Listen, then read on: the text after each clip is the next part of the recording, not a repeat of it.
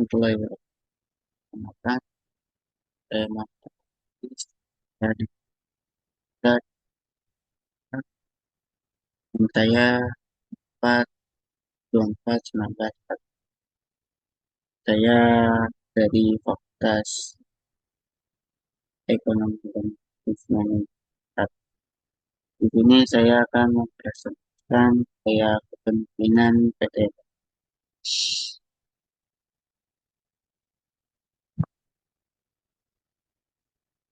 Pertama adalah latar belakang dalam era persaingan bisnis yang semakin ketat.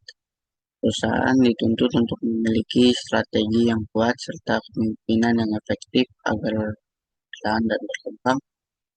Kepemimpinan menjadi faktor kunci yang mempengaruhi arah organisasi, budaya perusahaan, dan kualitas sumber daya manusia.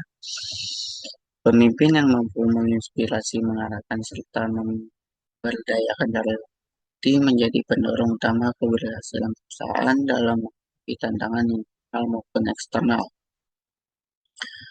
Selanjutnya ada rumusan masalah. Yang pertama ada bagaimana bentuk kepemimpinan yang diterapkan di PT Paragon dan apa nilai-nilai yang menjadi dasar dalam kepemimpinan tersebut. Dan yang kedua, bagaimana bentuk kecerdasan pembentuk kepemimpinan.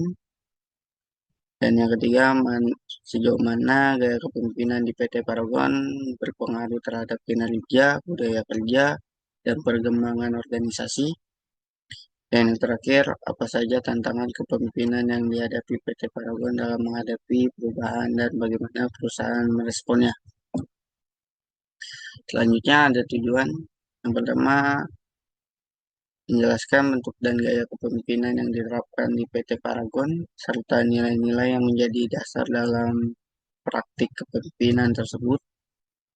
Yang kedua, menganalisis pengaruh kepemimpinan terhadap kinerja perusahaan, termasuk budaya kerja, produktivitas, dan perkembangan organisasi. Dan yang ketiga, mengidentifikasi tentang kepemimpinan yang dihadapi PT Paragon, serta mencari bagaimana perusahaan merespon perubahan dalam lingkungan bisnis. Dan yang terakhir, memberikan wawasan dan pembelajaran yang dapat dijadikan referensi bagi pembaca mengenai pentingnya kepemimpinan yang efektif dan berorientasi pada manusia dalam membangun organisasi yang berkelanjutan. Selanjutnya ada konsep kepemimpinan. Kepemimpinan bukan hanya soal jabatan atau kekuasaan, tentang bagaimana seorang pemimpin mampu menyentuh, mempengaruhi, dan menggerakkan orang lain menuju tujuan bersama. Pemimpin yang baik bukan hanya memberi perintah, tetapi juga hadir untuk mendengarkan, memahami, dan membimbing dengan hati. Selanjutnya ada kecerdasan kepemimpinan. Yang pertama, kecerdasan finansial, kecerdasan adversity. Yang ketiga, kecerdasan intelektual. Yang keempat, kecerdasan spiritual. Dan yang terakhir, kecerdasan emosional spiritual. Tipe-tipe kepemimpinan terdiri dari 6. Yang pertama ada paternalistik, kedua militeristik, yang ketiga tipe demokratis, yang keempat tipe karismatik, yang kelima liberal, yang keenam ada laissez-faire atau laissez-faire. Selanjutnya ada ciri dan karakter kepemimpinan. Ciri kepemimpinan terdiri dari 5, yaitu memiliki visi dan arah yang jelas dan mampu berkomunikasi dengan baik. Yang ketiga, integritas. Yang keempat, mampu memotivasi orang lain. Dan yang terakhir, tanggung jawab. Selanjutnya ada karakter kepemimpinan. Yang pertama ada rendah hati, keberanian, ketegasan, dan disiplin diri, dan kekuatan moral. Selanjutnya, teori kepemimpinan yang diterapkan di PT Paragon.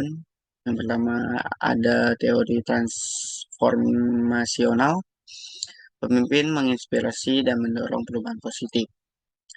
Dan yang kedua, teori situasional, pemimpin menyesuaikan gaya kepemimpinannya dengan kondisi dan karakter tim. Selanjutnya, kelebihan dari teori tersebut. Yang pertama, budaya kerja yang humanis. Yang kedua, adalah fokus pada inovasi. Yang ketiga, kepemimpinan yang inspiratif.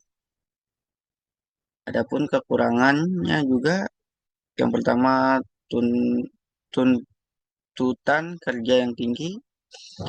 Yang kedua, tantangan kompetisi pasar.